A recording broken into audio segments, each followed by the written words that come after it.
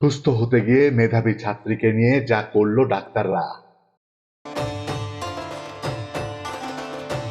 ভুল চিকিৎসায় এক স্কুল ছাত্রীর মৃত্যুতে জেলা জুড়ে তোলপাড় শুরু হয়েছে। এভাবে তরতাজা একটি প্রাণ ঝরে যাবে তা কোনোভাবেই মেনে নিতে পারছে না এলাকাবাসী ও স্বজন। আমি অ্যানেস্থেশিয়া দিয়েছিলাম, স্পাইনাল অ্যানেস্থেশিয়া, এবং ডাক্তার মোজাম্মেল হক উনি অপারেশন করছিলেন।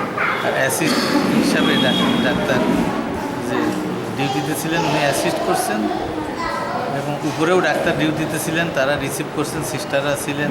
পরবর্তীতে এই বিষয়ে একটা মামলা হয়েছে থানায় আপনাদের মামলা। সে মামলা না, দায়িত্ব অবহেলা এবং ভুল চিকিৎসা। এই মৃত্যুকে কেন্দ্র করে মামলা করেছে ভিকটিমের বাবা। সেই সাথে জেলা প্রশাসন তদন্তের স্বার্থে গঠন করা হয়েছে 5 সদস্যের তদন্ত টিম। তবে স্বজনদের দাবি সুষ্ঠু তদন্তের মাধ্যমে দোষীদের শাস্তি। গত 23শে মে মেধাবী ছাত্রী সূচনা জান্নাতের মৃতদেহবাহী অ্যাম্বুলেন্সটি ঝিনাইদহ শহরের কালেক্টর স্কুলে পৌঁছানোর পর এভাবেই কান্নায় ভেঙে পড়েন তার সহপাঠীরা সহ সবাই।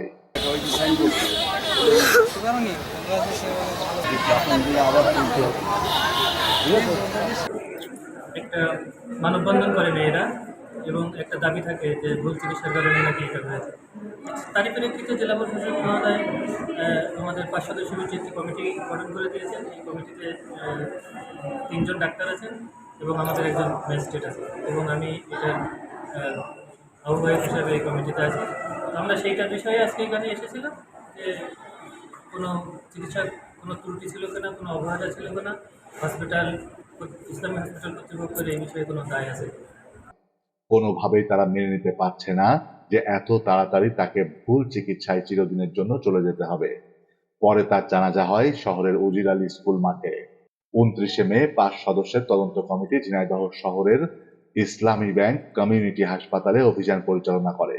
সেখানে সকাল 10টা থেকে চলে দুপুর 3টা পর্যন্ত পরিদর্শন। কমিটি বিভিন্ন স্থান পরিদর্শন করে। তারা শহরের ইসলামী ব্যাংক হাসপাতালে অভিযান পরিচালনাকালে তলব করা হয় অভিযুক্ত ডাক্তার মোজাম্মেল হক ও অ্যানেস্থেশিয়া ডাক্তার রেজা সেকান্দারকে।